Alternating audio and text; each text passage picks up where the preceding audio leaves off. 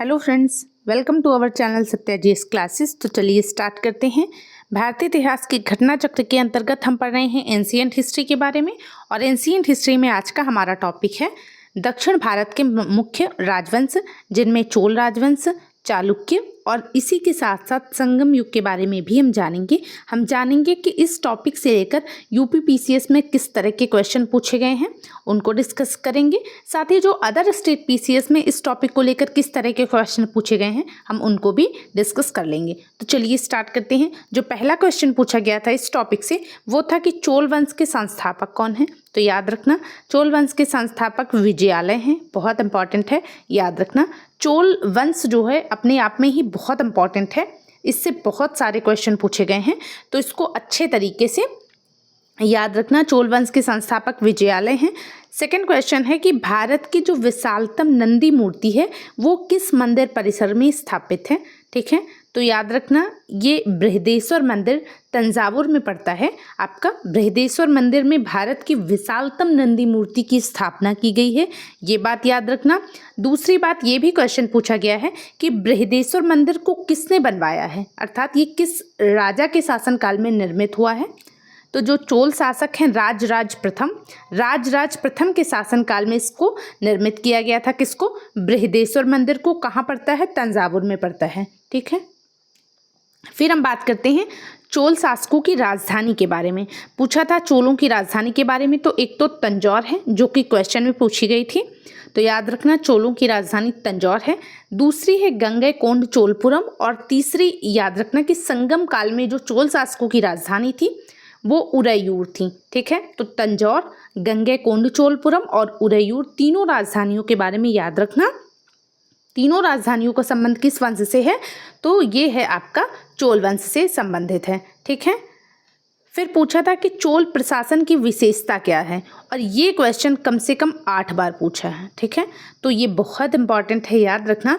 चोल प्रशासन की कुछ महत्वपूर्ण विशेषताएं हैं, उनमें से एक है ग्राम प्रशासन की स्वायत्तता। ठीक है, तो याद रखना ग्राम प्रशासन की जो स्वायत्तता है, जिस तरह से चोल शासकों ने ग्रामीण अर्थव्यवस्था पर ध्यान दिया था, जिस तरह से उन्होंने ग्रामीण स्वायत्तता पर ध्यान दिया था, वो बहुत ही उल्लेखनीय है। तो याद रखना चोल प्रशासन की जो विशेषता है वो ग्राम प्रशासन की स्वतंत्रता, स्वाधीनता, स्वायत्तता है, उसको याद रखना। ठीक है, नेक्स्ट क्वेश्चन है कि चोलों के अधीन ग्राम प्रशासन के विस्तृत विवरण हमें कहाँ से प्राप्त होते हैं। तो याद रखना ग्राम प्रशासन का जो विस्तृत विवरण है वो हमें मिलता है उत्तर मेरूर अभिलेख से। उत्तर मेरूर अभिलेख को याद रखना, और ये भी याद रखना कि जो उत्तर मेरूर अभिलेख है वो किस शासक से संबंधित है। तो परांतक प्रथम का है ये उत्तर मेरूर अभिलेख। किसका है? परांतक प्रथम का है, और इससे हमें ग्राम प्रशासन के विस्तृत विवरण मिलते हैं जो चोल शासकों के समय का है। ठीक है, चोल प्रशासन में कार्यरत कुछ वारियम या समितियों की हम चर्चा करते हैं जिनके बारे में पूछा गया था। तो पहला तो है टोट वारियम, जिसके बारे में क्वेश्चन पूछा गया था। टोट वारियम जो है ये ऐसी समिति है जो उद्यान प्रशासन का कार्य संभालती थी। तो याद रखना वारियम का मतलब शायद समिति ही है, तो याद रखना टोट वारियम उद्यान प्रशासन से संबंधित है। एरी वारियम जो है ये तालाब समिति है। पोन वारियम जो है ये स्वर्ण समिति है, और संवत्सर वारियम जो है ये वार्षिक समिति है। टोट वारियम के बारे में पूछा गया था, बट हमने चारों ऑप्शन के बारे में डिस्कस कर लिया है। याद रखना टोट वारियम जो है ये उद्यान प्रशासन से संबंधित है। एरी वारियम तालाब समिति है। पोन वारियम स्वर्ण समिति है, और जो संवत्सर वारियम है ये वार्षिक समिति है। इंपॉर्टेंट है, याद रखना। फिर पूछा गया था कि चोल युग के स्थापत्य की श्रेष्ठतम प्रतिमा रचना किसे माना जाता है। तो याद रखना, और ये बहुत ज़्यादा इंपॉर्टेंट है, नटराज शिव जी की जो प्रतिमा है, नटराज शिव की प्रतिमा को जो है चोल युग के स्थापत्य की श्रेष्ठतम प्रतिमा माना जाता है। इसकी जो विशेषताएं हैं उसको लेकर क्वेश्चन पूछा गया है। एक तो ये कि ये श्रेष्ठतम प्रतिमा है चोल युग की, नटराज शिव जी की प्रतिमा। दूसरी नृत्य अवस्था में है। तीसरी ये चतुर्भुज प्रतिमा है, इसके बारे में भी पूछा गया है। और ये अर्धनारीश्वर का स्वरूप लिए है, ये भी बात इंपॉर्टेंट है, तो इसको भी याद रखना। फिर हम बात करते हैं शिव की दक्षिणा मूर्ति प्रतिमा उन्हें किस रूप में प्रदर्शित करती है। तो याद रखना शिव की जो दक्षिणा मूर्ति प्रतिमा है वो उन्हें गुरु या शिक्षक के रूप में प्रदर्शित करती है। फिर पूछा गया था कि 72 व्यापारियों का एक चोल दूत मंडल चीन भेजा गया था। तो क्वेश्चन ये है कि किस शासक ने भेजा था, किस चोल शासक ने भेजा था। तो याद रखना ये जो चोल दूत मंडल है जो कि चीन भेजा गया था, ये चोल शासक कुलोतुंग प्रथम के शासनकाल में भेजा गया था। तो इसके बारे में याद रखना, ठीक है। फिर पूछा गया था कि दक्षिण भारत का ऐसा कौन सा राजवंश है जो अपनी शक्तिशाली नौसैनिक शक्ति के लिए विख्यात था। तो याद रखना दक्षिण भारत का चोल राजवंश जो है ये अपनी शक्तिशाली नौसैनिक शक्ति के लिए विख्यात था। फिर पूछा गया था कि चोल शासक ही ऐसे शासक हैं जिन्होंने अपना उत्तराधिकारी घोषित कर दिया। तो क्वेश्चन इससे ये था कि ऐसे कौन से वंश के शासक थे या किस वंश ने अपने शासनकाल में ही अपना उत्तराधिकारी घोषित करने की प्रथा को अपनाया था। तो मोस्टली जो प्राचीन भारत के वंश हैं उनमें यही प्रथा थी, लेकिन चोल शासन में या चोल साम्राज्य में ये विशेषता रही कि ये जो शासक थे ये अपने शासनकाल में ही अपना उत्तराधिकारी घोषित कर देते थे। तो इस बात को याद रखना। फिर हम बात करते हैं कि ऐसे कौन से चोल शासक थे जिन्होंने बंगाल की खाड़ी को चोल झील का स्वरूप दिया। सोचिए कितनी बड़ी बात है, बंगाल की खाड़ी को इन्होंने चोल झील का स्वरूप प्रदान किया था। ये शासक कौन से हैं? ये शासक हैं राजेंद्र प्रथम, बहुत इंपॉर्टेंट है राजेंद्र प्रथम। फिर क्वेश्चन पूछा था कि गंगैकोंड चोलपुरम, इसकी स्थापना किसने की थी। तो वो भी किसने की थी? राजेंद्र प्रथम ने की थी। जो राजेंद्र प्रथम का शासनकाल है ये चोल शक्ति का चरमोत्कर्ष का काल माना जाता है। तो इस बात को भी याद रखना। क्वेश्चन पूछा गया था कि किस चोल शासक ने सिंचाई के लिए चोल गंगम नामक कृत्रिम झील का निर्माण करवाया था। तो वो कौन से चोल शासक हैं? वो है राजेंद्र प्रथम। इन्होंने सिंचाई के लिए चोल गंगम नामक कृत्रिम झील का निर्माण किया था। किस चोल शासक ने जल सेना प्रारंभ की थी? तो वो है राजराज प्रथम। ये राजेंद्र प्रथम के पिताजी हैं। कौन? राजराज प्रथम, ठीक है।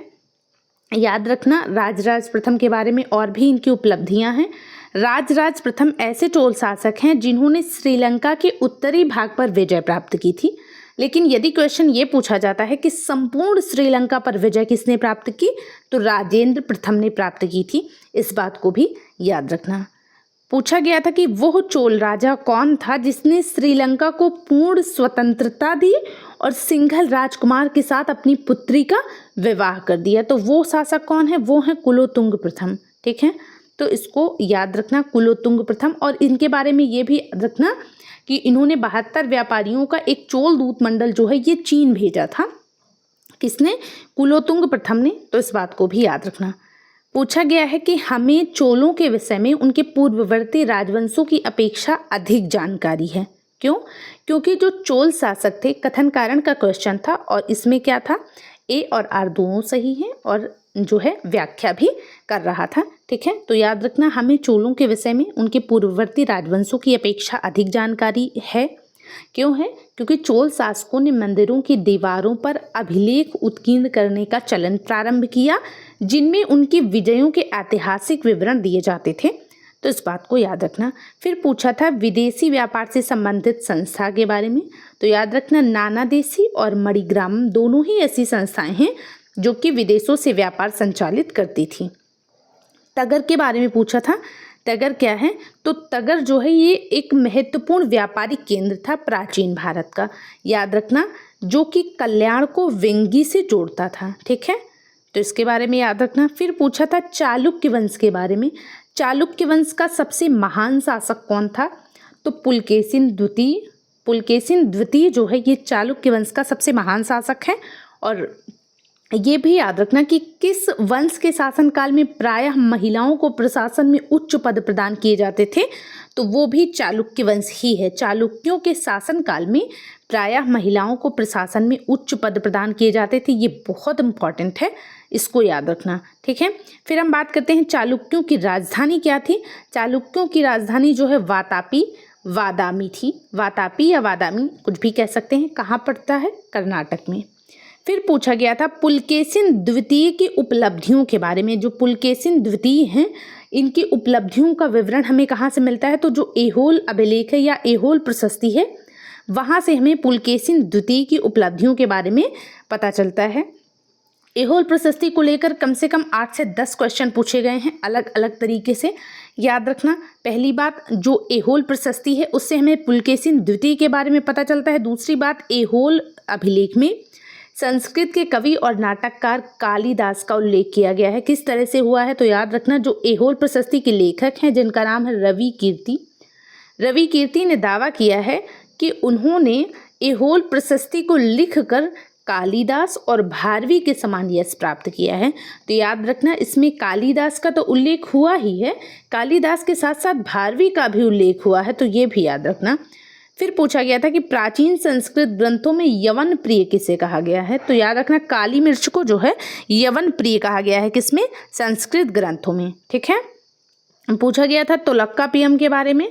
तमिल साहित्य में तोलक्कापियम किससे संबंधित है? तो याद रखना, तमिल व्याकरण से संबंधित ग्रंथ है तोलक्कापियम। और तोलक्कापियम के लेखक कौन है? तो याद रखना, तोलक्कापियन है। ठीक है।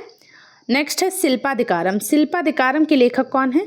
शिल्पाधिकारम के लेखक के बारे में पूछा है इलंगो आडिगल जो हैं ये शिल्पाधिकारम के लेखक हैं। फिर मिलान वाला क्वेश्चन पूछा था कि जो तिरुकुरल है ये किस पर आधारित है? तो दर्शन पर आधारित है। जो तोलक्कापियम है ये व्याकरण पर आधारित है।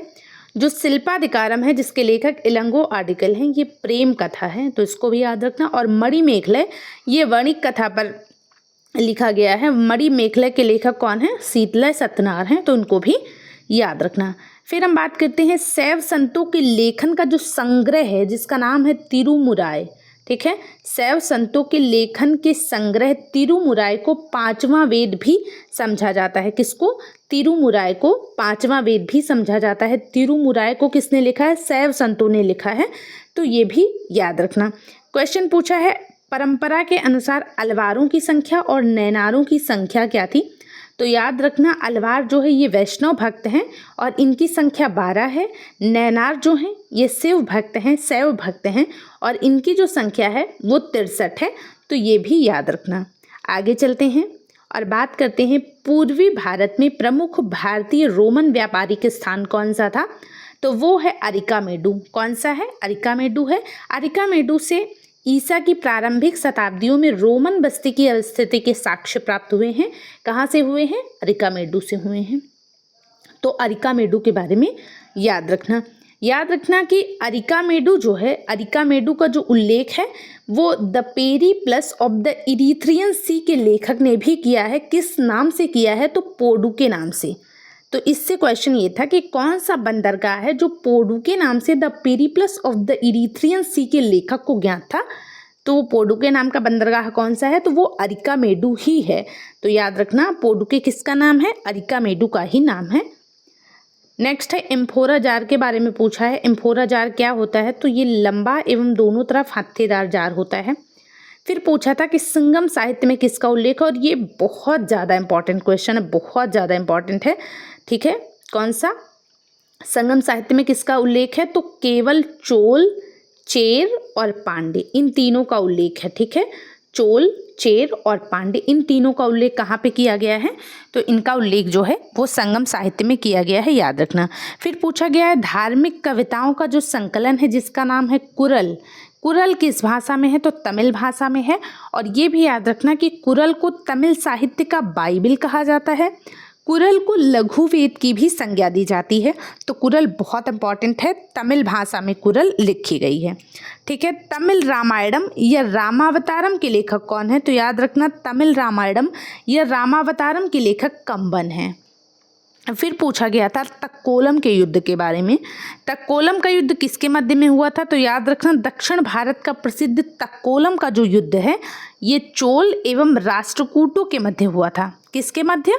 चोल एवं राष्ट्रकूटों के मध्य। बहुत इंपॉर्टेंट है, तक्कोलम का युद्ध चोल एवं राष्ट्रकूटों के मध्य हुआ था। फिर हम बात करते हैं उरैयूर की। उरैयूर के लिए क्या पूछा गया था? पूछा गया था कि संगम युग में उरैयूर किस लिए विख्यात था? तो याद रखना, एक तो कपास का व्यापारिक केंद्र था, महत्वपूर्ण व्यापारिक केंद्र था, और सूती वस्त्रों के लिए भी बहुत विख्यात था उरैयूर, तो याद रखना इसको। फिर पूछा था कि उदयनजीरल जो हैं, उदयनजीरल ये किस वंश से संबंधित हैं? और बड़े फेमस शासक हैं उदयनजीरल, ये चेर वंश से संबंधित थे उदयनजीरल। फिर पूछा था पांड्य राज्य की जीवन रेखा किसे कहा जाता है, तो याद रखना जो वेंगी नदी है, वेंगी नदी को पांड्य राज्य की जीवन रेखा भी कहा जाता है। ठीक है। पश्चिमी तट पर स्थित संगमकालीन बंदरगाह कौन से हैं, याद रखना तोंडी और मुसीरी, दो के बारे में पूछा गया था। तोंडी और मुसीरी ये पश्चिमी तट पर स्थित संगमकालीन बंदरगाह हैं। और कौन से हैं, तो नौरा और नीलीसंडा ये भी हैं संगमकालीन बंदरगाह, तो इनको भी याद रखना। पूछा गया था कि संगमकालीन साहित्य में कोन, को और मन्नन ये किसके लिए प्रयुक्त होते हैं। ये जो शब्द हैं कोन, को और मन्नन, ये शब्द किसके लिए प्रयुक्त होते हैं, तो ये राजा के लिए प्रयुक्त होने वाले शब्द हैं, तो इनको याद रखना। फिर पूछा गया था तृतीय संगम कहाँ पे हुआ है, तो याद रखना जो संगम है वो भी बहुत इंपॉर्टेंट है। दक्षिण भारत में जो 3 संगम हुए हैं, तो जो तृतीय संगम है ये आपका मदुरई में हुआ था, तो इसको याद रखना। फिर हम बात करते हैं दक्षिण भारत के लोगों को आर्य बनाने का श्रेय किसे दिया जाता है। दक्षिण भारत के आर्यीकरण का जो श्रेय है वो महर्षि अगस्त्य को दिया जाता है, इंपॉर्टेंट है, याद रखना किसको, महर्षि अगस्त्य को। फिर हम बात करते हैं सूची 1 और सूची 2 की, यानी कि मिलाने वाला क्वेश्चन था। एक तरफ शासक या वंश दिए गए हैं और दूसरी तरफ उनकी राजधानियाँ दी गई हैं। जैसे चालुक्यों की राजधानी क्या थी, तो बादामी थी। पल्लवों की राजधानी क्या थी, बहुत इंपॉर्टेंट है राजधानियाँ, तो इनको याद रखना। चालुक्यों की राजधानी बादामी थी, पल्लवों की राजधानी कांचीपुरम थी। हर्ष की राजधानी क्या थी, कन्नौज थी। पांड्यों की राजधानी क्या है, मदुरई है। और चेर जो वंश था उसकी राजधानी वांची, वांजी या फिर करूर या कुरवूर थी। तो ये राजधानियाँ याद रखना। इसी के साथ साथ हम बात करते हैं चोलों की राजधानी की। चोल शासकों की राजधानी क्या थी, तंजौर थी, बहुत इंपॉर्टेंट है। चोल शासकों की राजधानी क्या थी, तंजौर थी। और एक उरैयूर का भी जो है नाम मिलता है, तो याद रखना संगम काल में जो चोलों की राजधानी थी वो उरैयूर थी, तो इन दोनों को भी याद रखना। फिर क्वेश्चन पूछा है चेरों की राजधानी के बारे में, तो चेरों की राजधानी करूर या कुरवूर का उल्लेख मिलता है। नेक्स्ट पूछा था पल्लव जो शासक हैं उनके कार्यकाल का क्रम लगाने को दिया गया था। जैसे महेंद्र वर्मन जो हैं, फिर नरसिंह वर्मन है, फिर परमेश्वर वर्मन है और सबसे लास्ट में है नंदी वर्मन। और इनका जो शासनकाल है वो बहुत लंबा रहा, लगभग 64 वर्षों तक इनका शासनकाल रहा। किसका, नंदी वर्मन द्वितीय का। 600 से 630 ईस्वी महेंद्र वर्मन का शासनकाल रहा। इसके बाद आते हैं नरसिंह वर्मन प्रथम, 630 से 668 ईस्वी तक। इसके बाद परमेश्वर वर्मन की हम बात करते हैं, 670 से 700 ईस्वी तक परमेश्वर वर्मन का शासनकाल रहा। और नंदी वर्मन का जो शासनकाल है बहुत लंबा रहा, 731 से लेकर 795 ईस्वी तक नंदी वर्मन द्वितीय का शासनकाल रहा।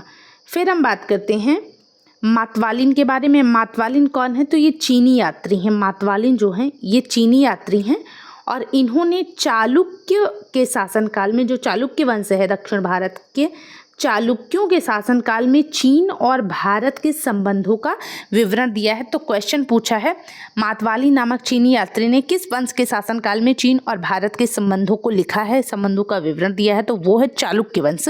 चालुक्यों के शासनकाल में जो है उसके बारे में मातवाली नामक यात्री ने लिखा है। चालुक्य राजा एक है कुमारपाल। कुमारपाल के बारे में क्या इंपॉर्टेंट है, कुमारपाल ने अपने राज्य में पशुवध पर प्रतिबंध लगा दिया था, ये याद रखना। और ये भी याद रखना कि कुमारपाल ने पशुओं के प्रति क्रूरता को रोकने के लिए काशी क्षेत्र में अपने मंत्रियों को भेजा था। और यही क्वेश्चन पूछा था कि ऐसे कौन से शासक थे जिन्होंने पशुओं के प्रति क्रूरता को रोकने के लिए, उस पर प्रतिबंध लगाने के लिए काशी क्षेत्र में अपने मंत्रियों को भेजा था, तो वो कुमारपाल हैं, चालुक्य वंश के शासक हैं। ठीक है। नेक्स्ट है कदम्ब राजाओं की राजधानी के बारे में पूछा था, तो वनवासी जो है ये कदम्ब राजाओं की राजधानी है। फिर हम बात करते हैं मोटुपल्ली की। मोटुपल्ली क्या है, तो ये काकतीय राज्य का महत्वपूर्ण समुद्र पत्तन है। कौन सा, मोटुपल्ली। ठीक है।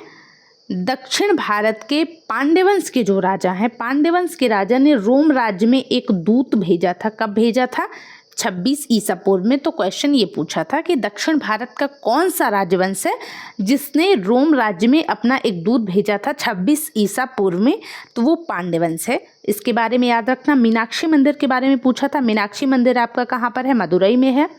फिर पूछा था कि जो दक्षिण भारत के मंदिरों के आकर्षक द्वार हैं उन्हें क्या कहते हैं, तो वो गोपुरम कहलाते हैं। वेंकटेश्वर मंदिर के बारे में पूछा था, कहाँ पर है? आंध्र प्रदेश के तिरुमाला में स्थित है वेंकटेश्वर मंदिर। और जो बेलूर मठ है ये कहाँ पर है? तो पश्चिम बंगाल के हावड़ा में स्थित है आपका बेलूर मठ। इसको भी याद रखना, बहुत इंपॉर्टेंट है। फिर हम बात करते हैं संगम के बारे में, चूँकि पूछा गया था। तो तृतीय संगम जो है ये कहाँ पे हुआ था? तो याद रखना तृतीय संगम आपका मदुरई में हुआ था। और हम संगम के बारे में थोड़ा सा डिटेल में जान लेते हैं। याद रखना संगम का जो तात्पर्य है वो गोष्ठी अथवा परिषद से है। इन गोष्ठियों या संगमों में तमिल कवियों द्वारा, किसके द्वारा? तमिल कवियों द्वारा रचा गया जो साहित्य है उसी को संगम साहित्य कहते हैं। तो संगम साहित्य की रचना किसने की थी? तमिल कवियों ने संगम साहित्य की रचना की थी। तो इसके बारे में याद रखना। संगम युग में दक्षिण भारत में पांड्य राजाओं के संरक्षण में 3 संगम आयोजित किए गए थे। तो एक तो याद रखना संगम कितने आयोजित? 3। किसके संरक्षण में? तो पांड्य राजाओं को बिल्कुल याद रखना। पांड्य राजाओं के संरक्षण में 3 संगम जो है आयोजित हुए थे। कौन कौन से हैं और इनकी अध्यक्षता किसने की थी, इसके बारे में जान लेते हैं। जो पहला संगम है वो मदुरई में हुआ था, बहुत इंपॉर्टेंट है। पहला संगम कहाँ हुआ था? मदुरई में हुआ था। और इसकी अध्यक्षता किसने की थी? अगस्त्य ऋषि ने की थी। जो दूसरा संगम है, दूसरा संगम ये कपाटपुरम अलेवाई में हुआ था और इसकी अध्यक्षता अगस्त्य ऋषि ने की थी। पहले वाले में भी अगस्त्य ऋषि थे, दूसरे वाले में भी अगस्त्य ऋषि थे, बाद में तुलक्कापियर ने इसकी अध्यक्षता की थी। तो याद रखना अगस्त्य ऋषि और तुलक्कापियर के बारे में, दूसरे संगम में, दोनों के बारे में याद रखना। जो तीसरा संगम है ये कहाँ हुआ था? ये मदुरई में हुआ था और इसकी अध्यक्षता किसने की थी? नकीरर ने की थी। ठीक है, तो याद रखना जो पहला संगम है वो भी मदुरई में हुआ था और जो तीसरा संगम है वो भी कहाँ पे हुआ था? वो भी मदुरई में हुआ था। तो याद रखना पहला संगम भी मदुरई में और तीसरा संगम भी मदुरई में हुआ था। दूसरा संगम जो है ये कपाटपुरम में हुआ था। तो ये रही आज की क्लास। आई होप आपको ये क्लास पसंद आएगी। अगर आती है तो प्लीज़ इसे लाइक और शेयर करें और अपना फीडबैक भी हमें ज़रूर दें। Thank you so much.